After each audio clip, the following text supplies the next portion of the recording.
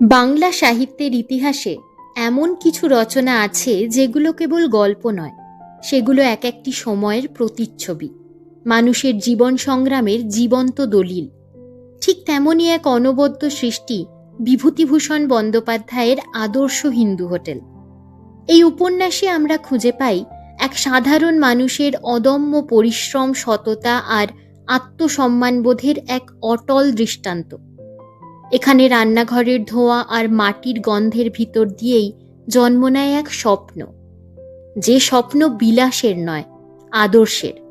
আর সেই স্বপ্নের হাত ধরেই একটি ছোট্ট হোটেল ধীরে ধীরে হয়ে ওঠে সততার প্রতীক। নমস্কার বন্ধুরা, সাহিত্য সংলাপে আপনাদের সকলকে স্বাগত। আমি সুদেষ্ণা। আজ থেকে শুরু করতে চলেছি বিভূতিভূষণ বন্দ্যোপাধ্যায়ের কালজয়ী উপন্যাস আদর্শ হিন্দু হোটেল। এটি শুধু একটি হোটেলের গল্প নয়, এ গল্প একজন মানুষের স্বপ্নের, আত্মসম্মানের আর নিজের আদর্শে অবিচল থাকার লড়াইয়ের। এই ধারাবাহিক শ্রুতি গল্পে পর্বে পর্বে আমরা পরিচিত হব হাজারি ঠাকুরের জীবনের সঙ্গে, যিনি রান্না করতেন শুধু হাত দিয়ে নয়, মন আর বিশ্বাস দিয়েও। আজ প্রথম পর্ব, চলুন শুরু করা যাক। রানাঘাটের রেলবাজারে বেচু চক্রবর্তীর হোটেল যে রানাঘাটের আদি ও অকৃত্রিম হিন্দু হোটেল, এ কথা হোটেলের সামনে বড় বড় অক্ষরে লেখা না থাকিলেও অনেকেই জানে। কয়েক বছরের মধ্যে রানাঘাট রেলবাজারের অসম্ভব রকমের উন্নতি হওয়ার সঙ্গে সঙ্গে হোটেলটির অবস্থা ফিরিয়া যায়। আজ 10 বৎসরের মধ্যে হোটেলের পাকা বাড়ি হইয়াছে। 4 জন রসুয়ে বামুনে রান্না করিতে করিতে হিমশিম খাইয়া যায়, এমন খদ্দেরের ভিড়। বেচু চক্রবর্তী, বয়স 50-এর ওপর, না ফর্সা না কালো, দোহারা চেহারা, মাথায় কাঁচা পাকা চুল। হোটেলের সামনের ঘরে একটা তক্তপোষে কাঠের হাত বাক্সের ওপর কুনুইয়ের ভর দিয়া বসিয়া আছে। বেলা 10টা। বনগা লাইনের ট্রেন এই মাত্র আসিয়া দাঁড়াইয়াছে। কিছু কিছু প্যাসেঞ্জার বাহিরের গেট দিয়া রাস্তায় পড়িতে শুরু হইয়াছে। বেচু চক্রবর্তীর হোটেলের চাকর মতি রাস্তার ধারে দাঁড়াইয়া হাঁকিতেছে, এই দিকে বাবু, আসুন বাবু, গরম ভাত তৈরি, মাছের ঝোল, ডাল, তরকারি, ভাত, হিন্দু হোটেল বাবু। 2 জন লোক বক্তৃতায় ভুলিয়া পাশের যদু বারুজ্যের হোটেলের লোকের সাদর আমন্ত্রণ উপেক্ষা করিয়া বেচু চক্রবর্তীর হোটেলেই ঢুকিল। এই যে বোঁচকা এখানে রাখুন, দাঁড়ান বাবু, টিকিট নিতে হবে এখানে। কোন ক্লাসে খাবেন, ফার্স্ট ক্লাস না সেকেন্ড ক্লাস? ফার্স্ট ক্লাসে 5 আনা, সেকেন্ড ক্লাসে 3 আনা। এ হোটেলের নিয়ম, পয়সা দিয়া বেচু চক্রবর্তীর নিকট হইতে টিকিট, এক টুকরো সাদা কাগজে নম্বর ও শ্রেণী লেখা, কিনিয়া ভিতরে যাইতে হইবে। সেখানে একজন রসুয়ে বামুন বসিয়া আছে, খদ্দেরের টিকিট লইয়া তাহাকে নির্দিষ্ট স্থানে বসাইয়া দিবার জন্য। খাইবার জায়গা দরমার বেড়া দিয়া 2 ভাগ করা, একদিকে ফার্স্ট ক্লাস, অন্যদিকে সেকেন্ড ক্লাস। খদ্দের খাইয়া চলিয়া গেলে এইসব টিকিট বেচু চক্রবর্তীর কাছে জমা দেওয়া হইবে। সেগুলি দেখিয়া তহবিল মিলানো ও উদ্বৃত্ত ভাত তরকারির পরিমাণ তদারক হইবে, রসুয়ে বামুনেরা চুরি করিতে না পারে। চাকর ভিতরে আসিয়া বলিল, মোটে 4 জন লোক খদ্দের, 2 জন ওদের ওখানে গেল। বেচু চক্রবর্তী বলিল, যাকে, তুই আর একটু এগিয়ে যা, শান্তিপুর আসবার সময় হলো, এই গাড়িতে 2-5টা খদ্দের থাকেই। আর ভেতরে বামুনকে বলে আয় শান্তিপুর আসবার আগে যেন আর ভাত না চড়ায়, 1 ডিস্কিতে এখন চলুক। এমন সময় হোটেলের ঝি পদ্ম ঘরে ঢুকিয়া বলিল, পয়সা দেও বাবু, দই নে আসি। বেচু বলিল, দই কি হবে? পদ্ম হাসিয়া বলিল, হে, একজন ফার্স্ট ক্লাসে খাবে, আমায় বলে পাঠিয়েছে দই চাই, পাকা কলা চাই। বেচু বলিল, কে বলতো? খদ্দের? খদ্দের তো বটেই, পয়সা দিয়ে খাবে, এমনি না। আমার ভাইপো আসবে দেশ থেকে এই শান্তিপুরের গাড়িতে। না না, তাকে পয়সা দিতে হবে না, সে ছেলে মানুষ, 2-1 দিনের জন্য আসবে, তার কাছ থেকে পয়সা কিসের? দইয়ের পয়সা নিয়ে যা। বেচু এ কথা কখনো কাহাকেও বলে না, কিন্তু পদ্মঝিয়ের সম্বন্ধে অন্য কথা। পদ্মঝি এ হোটেলে যা বলে তাই হয়, তাহার উপর কথা বলিবার কেহ নাই। সেজন্য দুষ্ট লোকে নানা রকম মন্দ কথা বলে, কিন্তু সেসব কথায় কান দিতে গেলে চলে না। শান্তিপুরের গাড়ি আসিবার শব্দ পাওয়া গেল। হোটেলের চাকর খদ্দের আনিতে স্টেশনে যাইতেছিল। বেচু চক্রবর্তী বলিল, খদ্দের বেশি করে আনতে না পারলে আর তোমায় রাখা হবে না, মনে রেখো। আমার খরচা না পোষালে মিথ্যে চাকর রাখতে যাই কেন? গেল হপ্তাতে তুমি মোটে 23টা খদ্দের এনেছ, তাতে কি হোটেল চলে? পদ্মঝি বলিল, তোমায় পই পই করে বলে হার মেনে গেলাম। 3 আনা বাড়িয়ে 14 পয়সা করো, আর ফাস্টো কেলাস টেলাস তুলে দাও। কটা খদ্দের হয় ফাস্টো কেলাসে? যদু বাড়ুজ্যের হোটেলে রেট কমিয়েছে শুনে। বেচু বলিল, চুপ চুপ, একটু আস্তে বল না, কারো কানে কথা গেলে এখুনি। এমন সময় 6 জন খদ্দের সঙ্গে নিয়ে মতি চাকর ফিরিয়া আসিল। বেচু বলিল, আসুন বাবু, পুটুলি এখানে রাখুন। কোন কেলাসে খাবেন বাবুরা? 5 আনা আর 3 আনা। একজন বলিল, তোমার সেই বামুন ঠাকুরটি আছে তো, তার হাতের রান্না খেতেই এলাম। আমরা সেবার খেয়ে গিয়ে ভুলতে পারিনে। মাংস হবে? না বাবু, মাংস তো রান্না নেই, তবে যদি অর্ডার দেন তো ওবেলা। লোকটি বলিল, আমরা মোকদ্দমা করতে এসেছি কিনা, যদি জিতি পোড়ামা আর সিদ্ধেশ্বরীর ইচ্ছায়, তবে হোটেলে আমাদের আজ থাকতেই হবে। কাল উকিলের বাড়ি কাজ আছে, তাহলে আজ ওবেলা 3 সের মাংস চাই, কিন্তু সেই বামুন ঠাকুরকে দিয়েই রান্না করানো চাই, নইলে আমরা অন্য জায়গায় যাব। ইহারা টিকিট কিনিয়া খাইবার ঘরে ঢুকিলে পদ্মঝি বলিল, পোড়ার মুখ মিনসে, আবার শুনতে না পায়। কি যে ওর রান্নার সুখ্যাত করে লোকে, তা বলতে পারিনে। কি এমন মরণ রান্নার। বেচু বলিল, টিকিটগুলো নিয়ে আয় তো ভেতর থেকে, এবেলার হিসেবটা মিটিয়ে রাখি। আর তো এখন গাড়ি নেই, আবার সেই একটায় মুড়োগাছা লোকাল। পদ্ম বলিল, কেন, আসাম মেল? আসাম মেলে আর তেমন খদ্দের আসছে কই? আগে আগে আসাম মেলে 8টা-10টা ফি দিন পাওয়া যেত। কি যে হয়েছে বাজারের অবস্থা। পদ্মঝি ভিতরে গিয়া রসুয়ে বামুনের নিকট হইতে টিকিট আনিয়া বলিল, শোনো মজা, ফাস্টো কেলাসের ডাল যা ছিল সব সাবার, হাজারি ঠাকুরের কাণ্ড। এদিকে খদ্দের বাবুরা গিয়ে তাকে একেবারে সজ্ঞে তুলে দিচ্ছে, তুমি হেন রাঁধো, তুমি তেন রাঁধো বলে। যত অনাচ্ছিষ্টি কাণ্ড, যা দেখতে পারিনে তাই। এখন ডালের কি করবে বলো? ডাল কতটা আছে দেখলি? লবডঙ্কা, আর মেরে কেটে 3 জনের মতো হবে। কজনের মতো ডাল দিয়েছিলি?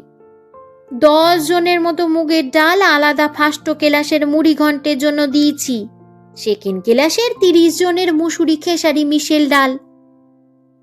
হাজারি ঠাকুরকে ডেকে দে।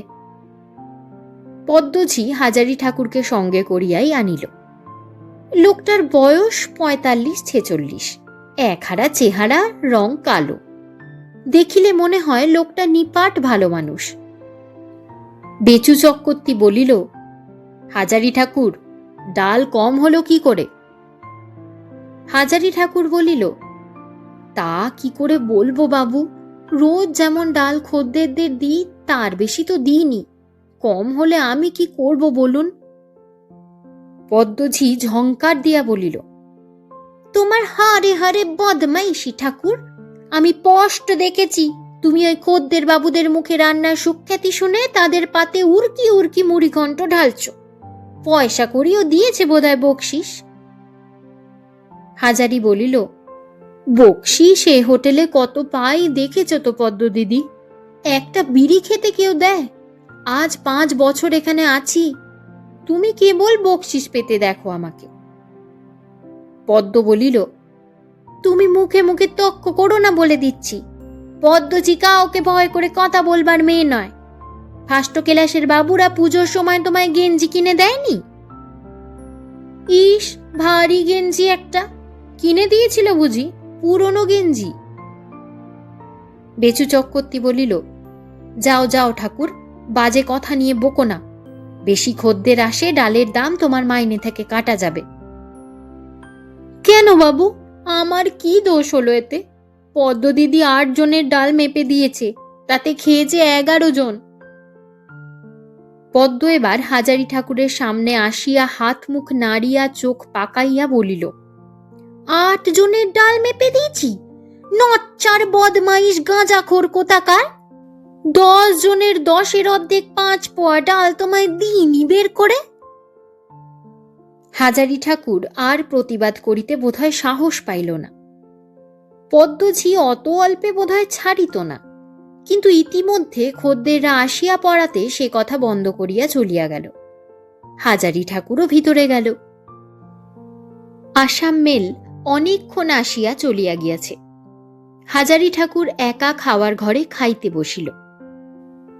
বড় ডেকচিতে 2খানি মাত্র ভাত ও কড়ায় একটুখানি ঘাঁটা তরকারি পড়িয়া আছে। ডাল মাছ যাহা ছিল পদ্মঝিকে তাহার বড় থালায় বাড়িয়া দিতে হইয়াছে। সে রোজ বেলা 1:30টার সময় রান্নাঘরের উদ্বৃত্ত ডাল তরকারি মাছ নিজের বাসায় লইয়া যায়। রসুয়ে বামুনদের জন্য কিছু থাকুক আর না থাকুক। অন্য রসুয়ে বামুনটা উড়িয়া, তার নাম রতন ঠাকুর। সে হোটেলে বসিয়া খায় না, তাহারও বাসা নিকটে, সেও ভাত তরকারি লইয়া যায়। হাজারির এখানে কেহ নাই, সে হোটেলেই থাকে, হোটেলেই খায়। রোজই তার ভাগ্যে এই রকম। বেলা 2:30টা পর্যন্ত খালি পেটে খাটিয়া 2টি করকরে ভাত, কোনোদিন সামান্য একটু ডাল, কোনোদিন তাও না। ইহাই তাহার বরাদ্দ। ডেকচিতে বেশি ভাত থাকিলে পদ্মঝি বলিবে, অত ভাত খাবে কে? ও তো 3 জনের খোরাক। আমার থালায় আর 2টো বেশি করে ভাত বেড়ে দিও। হাজারি ঠাকুর খাইতে বসিয়া রোজ ভাবে, আর 2টো ভাত থাকলে ভালো হতো, না হয় তেঁতুল দিয়ে খেতাম। পদ্মটা কি সোজা বদমাইশ মাগি, পেট ভরে যে কেউ খায় তাও তার সহ্যি হয় না। যদু বাড়ুজ্যের হোটেলে বেলা 11টার সময় রাঁধুনি বামুন 1 থালা ভাত খেয়ে নেয়। আমাদের এখানে তা হবার জো আছে? বাবা, যেমন কর্তা তেমন গিন্নি। পদ্মঝিকে মনে মনে গিন্নি বলিয়া হাজারি ঠাকুর খুব আমোদ উপভোগ করিল। মুখ ফুটিয়া যাহা বলা যায় না, মনে মনে তাহা বলিয়াও সুখ। খাওয়ার পরে মাত্র 2.5 ঘন্টা ছুটি। আবার ঠিক বেলা 5টায় উনুনে ডেকচি চাপাইতে হইবে। রতন ঠাকুর এই সময়টা বাসায় গিয়া ঘুমায়, কিন্তু হাজারি ঠাকুর চূর্ণী নদীর ধারের ঠাকুর বাড়িতে কিংবা রাধাবল্লভ তলায় নাট মন্দিরে একা বসিয়া কাটায়। না ঘুমাইয়া একা বসিয়া কাটাইবার মানে আছে। হাজারি ঠাকুরের এই সময়টা হইতেছে ভাবিবার সময়। এ সময় ছাড়া আর নির্জনে ভাবিবার অবসর পাওয়া যায় না। সন্ধ্যা 7টা পর্যন্ত রান্নার কাজে ব্যস্ত থাকিতে হয়। রাত 11টা পর্যন্ত খদ্দেরদের পরিবেশন, রাত 12টা পর্যন্ত নিজেদের খাওয়া দাওয়া, তারপর কর্তার কাছে চাল ডালের হিসাব মিটানো। রাত 1টার এদিকে শুইবার অবসর পাওয়া যায় না। দুদণ্ড একা বসিয়া ভাবিবার সময় কই। চূর্ণী নদীর ধারের জায়গাটি বেশ ভালো লাগে। ওপারে শান্তিপুর যাইবার কাঁচা সড়ক, খেয়া নৌকায় লোকজন পারাপার হইতেছে। গ্রামের বাঁশ বন, শিমুল গাছ, মাঠ, কলাই ক্ষেত, গাব ভেরেন্ডার বেড়া ঘেরা গৃহস্থ বাড়ি। হাজারি ঠাকুর একটা বিড়ি ধরাইয়া ভাবিতে আরম্ভ করিল। আজ 5 বছর হইয়া গেল বেচু চক্রবর্তীর হোটেলে। প্রথম যেদিন রানাঘাট আসিয়া হোটেলে ঢোকে, সে কথা আজও মনে হয়। গাংনাপুর হইতে রানাঘাট আসিয়া সে প্রথমেই গেল বেচু চক্রবর্তীর হোটেলে কাজের সন্ধানে। কর্তা সামনেই বসিয়াছিলেন, বলিলেন, কি চাই? হাজারি বলিল, আজ্ঞে বাবু, রসুয়ে বমনের কাজ করি, কাজের চেষ্টায় ঘুরছি। বাবুর হোটেলে কাজ আছে? তোমার নাম কি? আজ্ঞে হাজারি দেব শর্মা, উপাধি চক্রবর্তী। এইভাবে নাম বলিতে হাজারির পিতা ঠাকুর তাহাকে শিখাইয়া দিয়েছিলেন। বাড়ি কোথায়? গাংনাপুর স্টেশনে নেমে যেতে হয়, এরাশোলা গ্রামে। রাঁধতে জানো? বাবু, একদিন রাঁধিয়ে দেখুন, মাছ মাংস যা দেবেন সব পারব। আচ্ছা, 3 দিন এমনি রাঁধতে হবে, তারপর 7 টাকা মাইনে দেব, আর খেতে পাবে। রাজি থাকো, আজই কাজে লেগে যাও। সেই হইতে আজ পর্যন্ত 7 টাকার 1 পয়সা মাহিনা বাড়ে নাই, অথচ খদ্দের বাবুরা সকলেই তাহার রান্নার সুখ্যাতি করে। যদিচ পদ্মঝিয়ের মুখে একটা সুখ্যাতির কথাও সে কখনো শোনে নাই। ভালো কথা তো দূরের কথা, পদ্মঝি তাহাকে আঁশবটি পাতিয়া পারে তো কাটে। গরিব লোক, এ বাজারে চাকুরি ছাড়িয়া দিয়া যাইবেই বা কোথায়? যাক, তাহার জন্য সে তত ভাবে না। তাহার মনে একটা বড় আশা আছে, ভগবান তাহা যদি পূর্ণ করেন কোনোদিন, তবে তাহার সকল খেদ দূর হইয়া যায়। হোটেলের কাজ সে খুব ভালো শিখিয়া লইয়াছে। সে নিজে একটা হোটেল খুলিবে। হোটেলের বাহিরে লেখা থাকিবে, হাজারি চক্রবর্তীর হিন্দু হোটেল, রানাঘাট, ভদ্রলোকদের সস্তায় আহার ও বিশ্রামের স্থান, আসুন দেখুন পরীক্ষা করুন। কর্তার মতো তাকিয়া ঠেস দিয়া বসিয়া টিকিট বিক্রয় করিবে। রাঁধুনি বামুন ও ঝি বাবু বলিয়া ডাকিবে। সে নিজে বাজারে গিয়া মাছ তরকারি কিনিয়া আনিবে। এ হোটেলের মতো ঝিয়ের ওপর সব ভার ফেলিয়া দিয়া রাখিবে না। খদ্দেরদের ভালো জিনিস খাওয়াইয়া খুশি করিয়া পয়সা লইবে।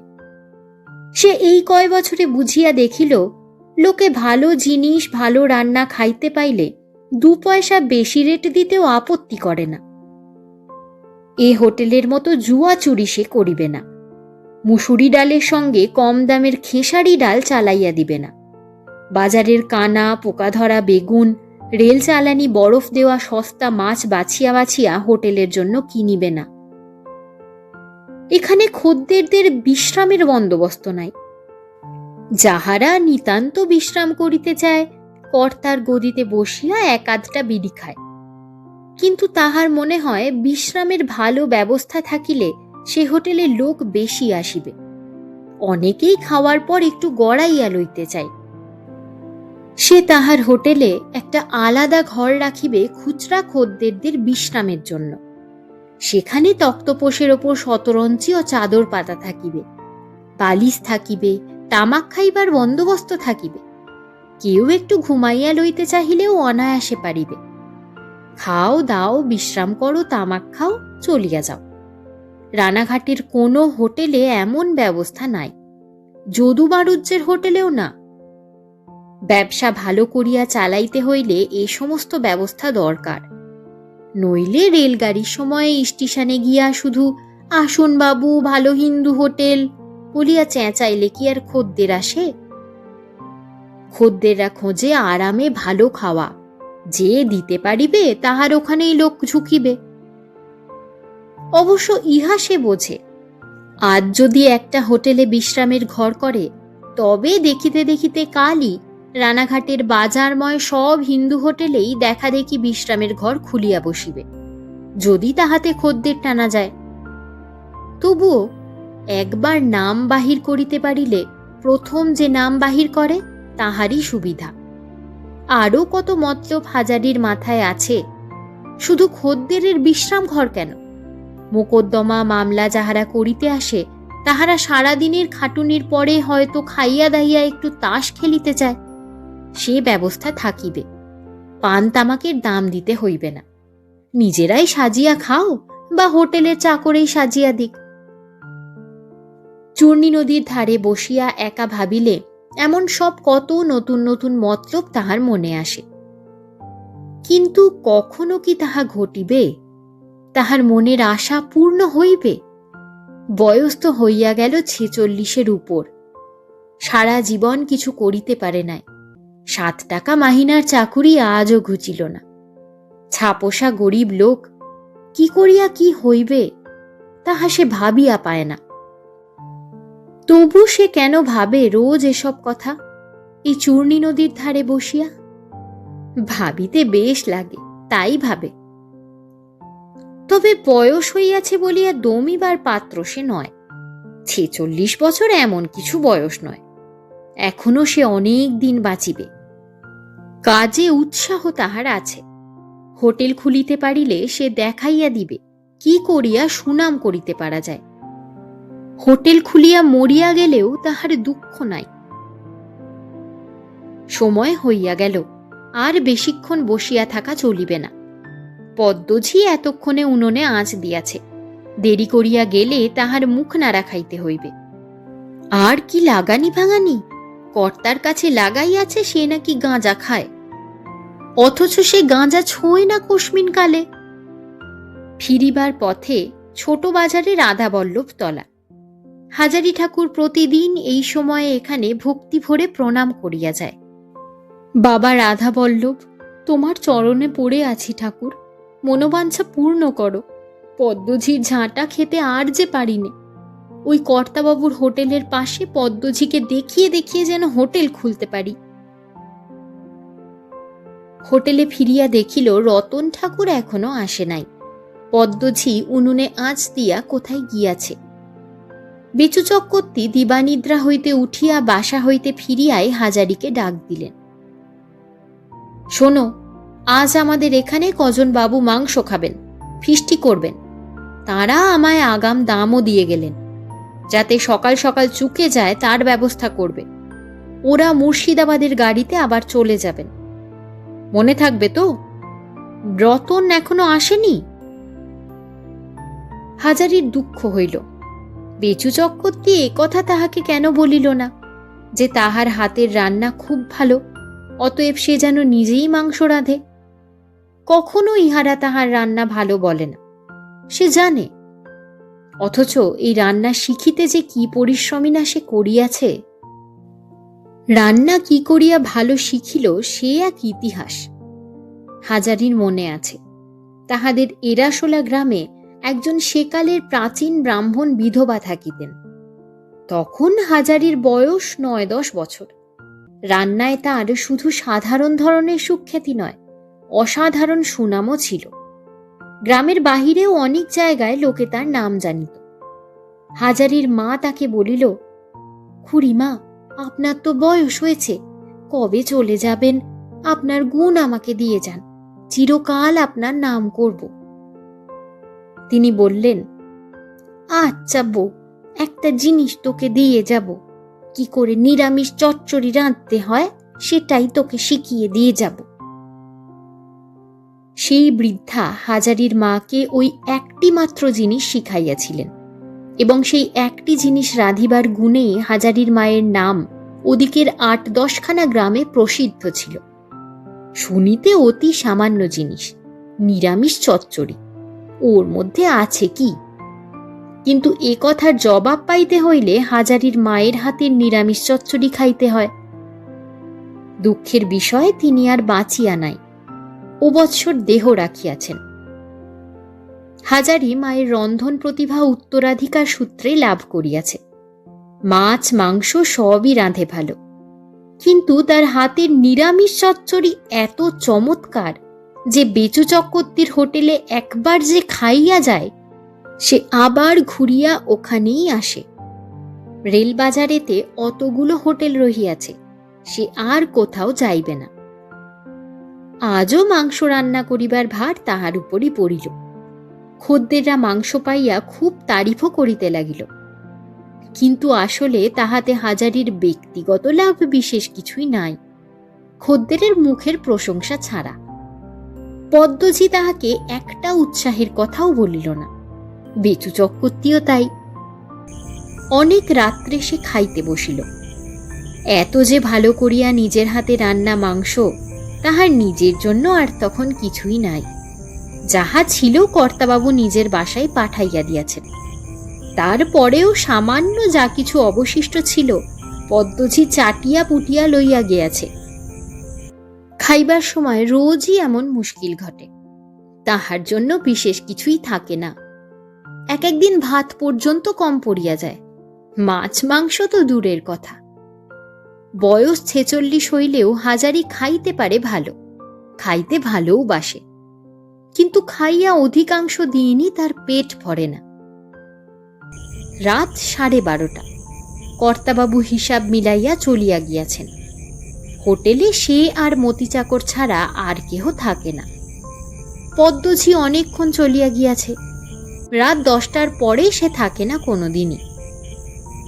মতি চাকর বলিল, চলো, ছোট বাজারে যাত্রা হচ্ছে, শুনতে যাবে বামুন ঠাকুর? এত রাত্রে যাত্রা? পাগল আর কি, সারাদিন খেটে আবার ওসব শখ থাকে। আমি যাব না, তুই যাস তো যা, এসে ভাঁড়ার ঘরের জানলায় টোকা মারিস, দোর খুলে দেব। মতি চাকর ছোকরা মানুষ, তাহার শখও বেশি, সে চলিয়া গেল। মতি যাইবার কিছুক্ষণ পরে কে একজন বাহির হইতে দরজা ঠেলিল।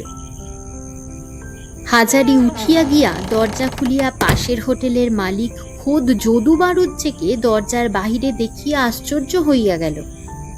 যদু বাড়ুজ্জের হোটেলের সঙ্গে তাহাদের রেশারেশি করিয়া কারবার চলে। তিনি এত রাত্রে এখানে কি মনে করিয়া? কখনো তো আসে না। হাজারির মন সম্ভ্রমে পূর্ণ হইয়া গেল। যদু বাড়ুজ্জেও একটা হোটেলের কর্তা, সুতরাং হাজারির কাছে সেও তার মনিবে সমান দরের লোক, একরকম মনিবি। যদু বাড়ুজ্জে বলিল, আর কে আছে ঘরে? যদুর আসিবার উদ্দেশ্য বুঝিতে না পারিয়া হাজারি ততক্ষণে মনে মনে আকাশ পাতাল ভাবিতেছিল। বিনীতভাবে বলিল, কেউ নেই বাবু, আমিই আছি। মতি ছিল ছোট বাজারে যাত্রা। যদু বাড়ুজ্জে বলিল, চলো ঘরের মধ্যে বসি, তোমার সঙ্গে কথা আছে। ঘরের মধ্যে ঢুকিয়া যদু বাড়ুজ্জে বেচু চক্রবর্তীর গদিতে বসিয়া একবার চারদিকে চাহিয়া লইয়া বলিল, তুমি এখানে কত পাও ঠাকুর? আজ্ঞে 7 টাকা আর খোরাকি। কাপড় চোপড় দেয়? আজ্ঞে বছরে 2 খানা কাপড়। যদু বাড়ুজ্জে কাশিয়া গলা পরিষ্কার করিয়া বলিল, শোনো, আমার হোটেলে তুমি কাজ করতে যাবে, তোমাকে 10 টাকা আর খোরাকি দেব, বছরে 3 খানা কাপড় পাবে, ধোপা, নাপিত, তেল, তামাক। যাবে? হাজারি দস্তুর মতো অবাক হইয়া গিয়াছিল। কিছুক্ষণ সে কথা বলিতে পারিল না। তারপর বলিল, বাবু, এখন তো কিছু বলিতে পারিনে, ভেবে বলবো। ভেবে বলা বলি আর কি, আমার যে কথা সেই কাজ। তুমি কাল থেকে এ হোটেল ছেড়ে আমার হোটেলে চলো, কাল থেকেই আমি নিতে রাজি। তবে হ্যাঁ, বেচু চক্রবর্তীর সঙ্গে আমি অসরস করতে চাইনি, সেও ব্যবসাদার, আমিও ব্যবসাদার। হাজারির মাথা যেন ঘুরিয়া উঠিল। কেহ দেখিতেছে না তো? পদ্মঝি কোথাও আড়ি পাতিয়া নাই তো? সে তাড়াতাড়ি বলিল, এখন আমি কোনো কথা বলতে পারবো না বাবু, কাল ভেবে বলবো, কাল রাত্রিরে এমন সময় আসবেন। যদু বাড়ুজ্জে চলিয়া গেল।